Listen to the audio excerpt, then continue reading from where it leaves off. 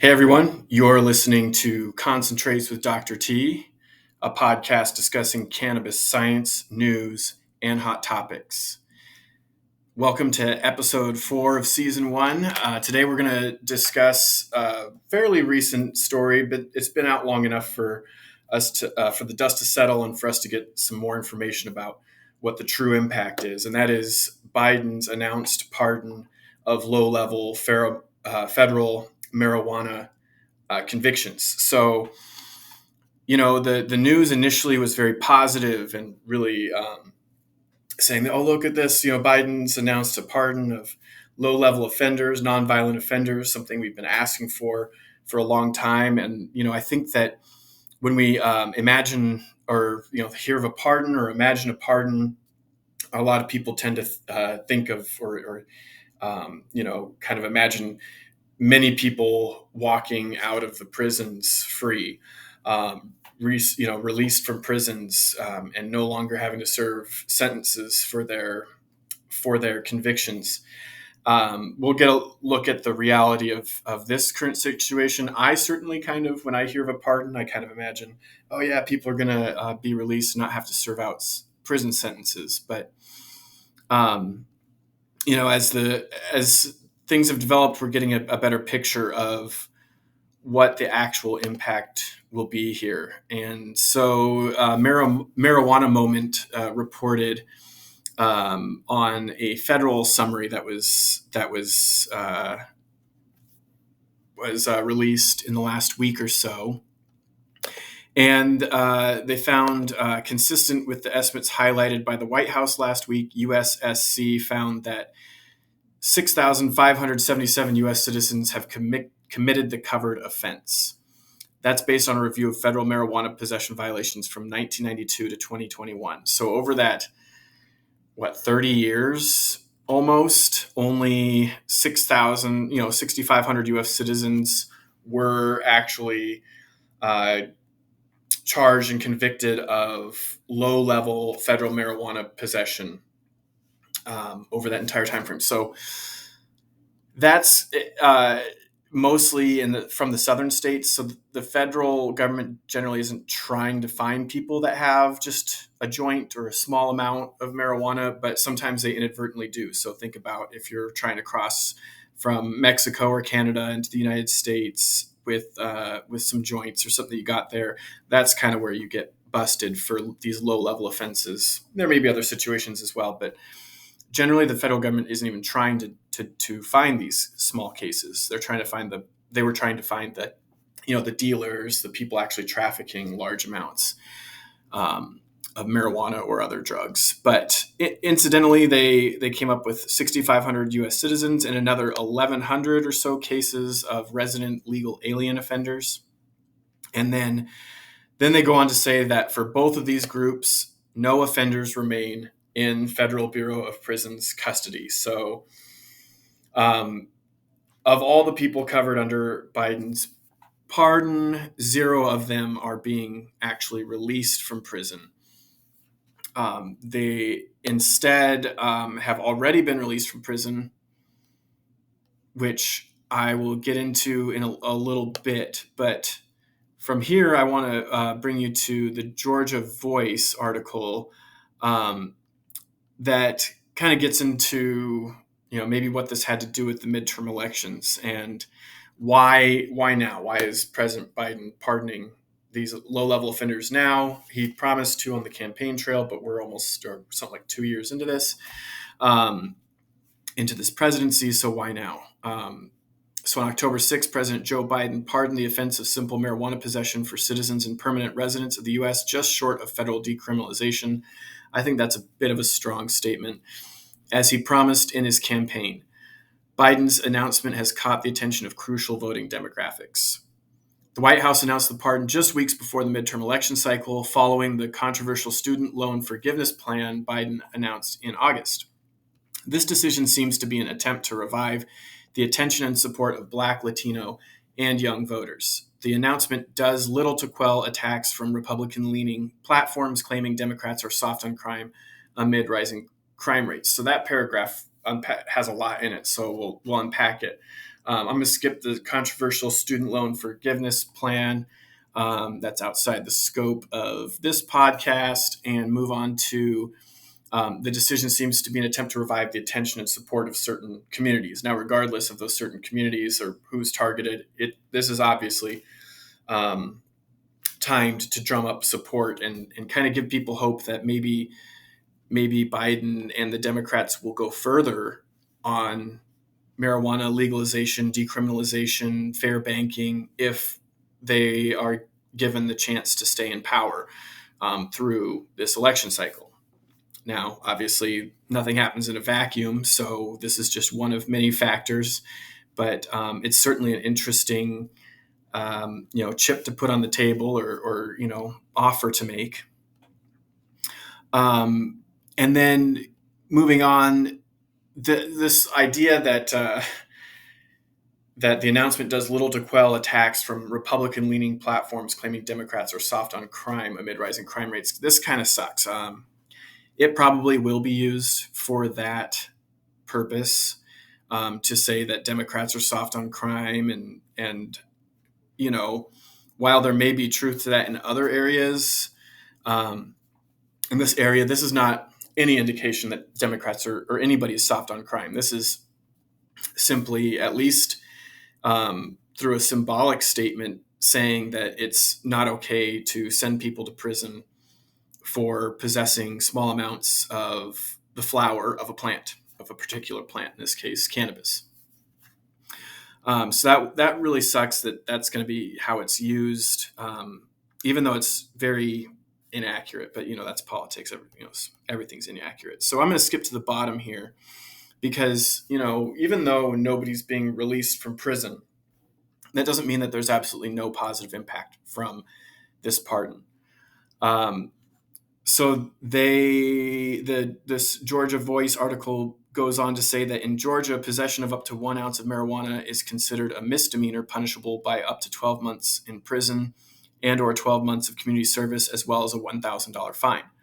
Possession of more than 1 ounce is a felony punishable by 1 to 10 years in prison. When convicted of a felony and upon release, individuals are required to indicate their felony status on job and housing applications. So this is the kicker. So even though nobody's being released from prison, these people that have faced these convictions still face many social and economic problems that they shouldn't be having to face. And that's just outside the fact that they were in prison when they should have been able to be out in the free world, either educating themselves or working or doing whatever the heck they wanted to do, paint or whatever. That was stripped from them. But then to have to carry that conviction on your record, I mean, it can make it extremely difficult to find housing because almost all apartment complexes of any appreciable size, most private landlords, they're doing background checks. That comes back on the background check, and then they don't allow you to have the house. So you're making lots of applications to apartments to try to find one that won't be so stringent, but they never make exceptions, at least in the experiences that I've been privy to.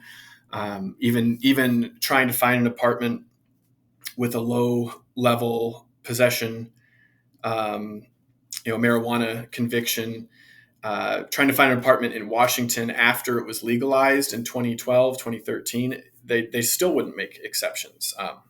I know from, say, secondhand experience.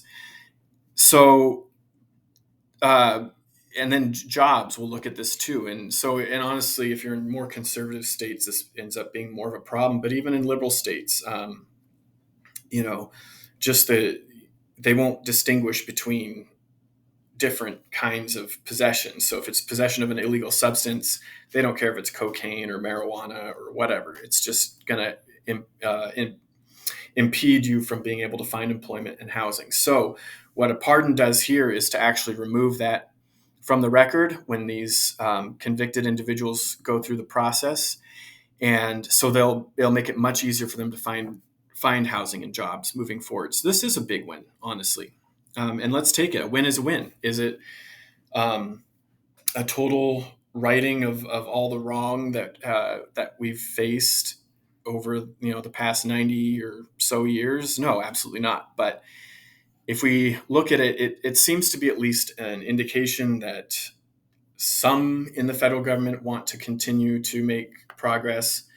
But at the same time, it's honestly disappointing because I'm kind of, those of us that have been in the industry or that have, um, been in the movement for decades or just years, we see that this is very frustratingly slow progress, just another little more than symbolic step towards some kind of legitimization and legalization that we all really need. But ultimately, we don't probably need the federal government to legalize cannabis, outright immediately, and I don't think it will happen anytime soon. Each state can continue to make its own programs, but what we really do need the federal government to do is to declassify it as a Schedule One substance, to stop regulating it from the federal level entirely, and to legalize banking, or to formalize safe banking, um, to make sure that cannabis companies that exist now and in the future can access reliable banking services that other businesses can. Other things that would help would be to, well, I guess by legalizing banking, that would be a big statement of the legitimacy of the cannabis industry and the federal government's willingness to let it continue. So I think then we could probably, the other side effects of that would be, insurance rates coming down, fees coming down for cannabis businesses, and that would allow for more profits for owners, and then also hopefully some of that money to be also shared with the workers that have stuck through some of this pain, because a lot of people outside their industry don't realize that cannabis businesses, while on paper it looks like they're making a lot of money, they are facing a lot more taxes and higher fines and fees for things that normal businesses take for granted, including just getting insurance and certain services. So while this pardon does little for the industry as a whole, it is meaningful and impactful that it is allowing thousands of Americans, some 6,000-7,000 Americans or so, to have an easier time getting jobs and housing moving forward. So a win is a win. We'll take that. Moving beyond the Georgia Voice article, Politico kind of took a look at it from the perspective of, what about the other low-level offenders that are actually under the control of states? So most low-level possession marijuana convictions have actually occurred at the state level. So while Biden pardoned 6,000 or 7,000 people, there's another 30,000 or so people at the state level who have been convicted of low-level marijuana charges, and some of them are facing the same challenges I just described with finding housing and jobs. And so there's still a lot of work to do, but it is on a state-by-state basis. And so looking at that, how do we get the rest of these prisoners pardoned, or these not prisoners pardoned necessarily, but former convicts of low-level marijuana possession? How do we get them pardoned? Well, Politico took a pretty realistic look at this, and there's title, "Don't Expect Governors to Heed Biden's Weed Plea." Well, there's two sides to that they get into. One is that many of the allies of Biden, so Democratic governors, have already pardoned their low-level marijuana convicts, I guess. They're low-level offenders. They've already pardoned them, and so they're actually been leading the way for Biden to do this, not the other way around. And then just the way American politics works, even if a given Republican governor was thinking about pardoning their low-level marijuana offenders before. Now that Biden has urged them to go ahead and pardon them, that's probably been shelved for however long until they feel like they can take credit for it in the future. So that's why you won't probably see too much more action following from his plea to the governors to follow suit and also pardon their low level offenders. And then finally, the Marshall Project here. The title of their article was "Don't Expect Mass Prison Releases from Biden's Marijuana Clemency." We already discussed that, but this article is actually quite good.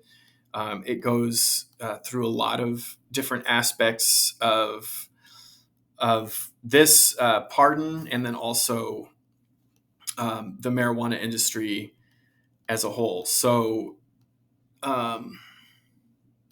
let's see.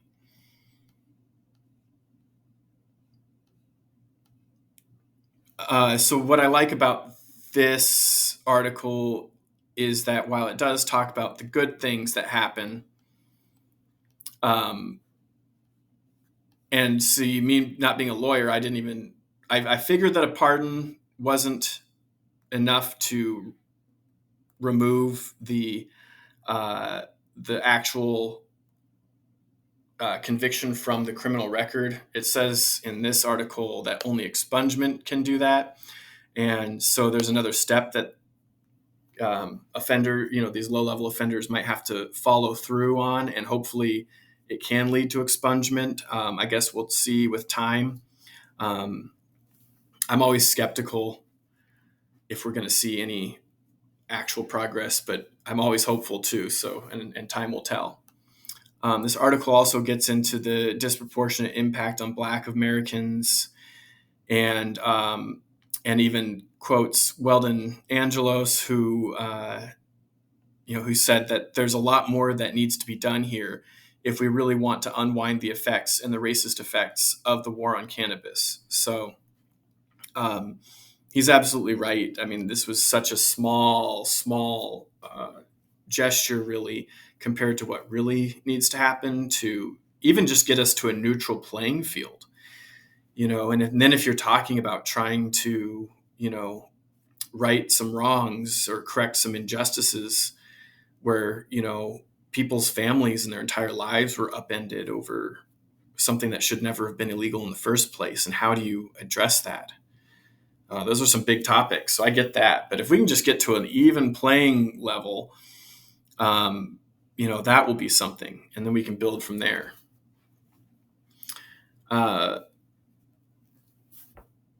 Let's see here. There was further criticism of Biden's pardon because it only applied to citizens and lawful permanent residents. And so, and this one's interesting to me too, that he excluded anybody that might be an illegal immigrant or undocumented immigrant, whatever you want to call somebody that came over here without a passport or however they get here. So those immigrants that are undocumented will not be pardoned. So that is also interesting, especially coming from a government, a president that has seemed to be so much less concerned with undocumented immigration, I guess, in the past. And Democrats are generally perceived as being more welcoming of these undocumented immigrants. So it's interesting to note that he has not decided to pardon them as well. I don't quite understand why he wouldn't, but maybe we'll learn more about that as time goes on. They go on to, I mentioned the geographical distribution of these offenses being kind of concentrated in border states. So they mentioned that in 2014, more than 90% of simple possession offenders were detained at the southern border, and 94% of those arrests were of non-citizens. So, I mean, that's kind of wild. So talk about the 6,500 or 7,000 people that were pardoned by Biden. How haven't been pardoned because they were undocumented immigrants. So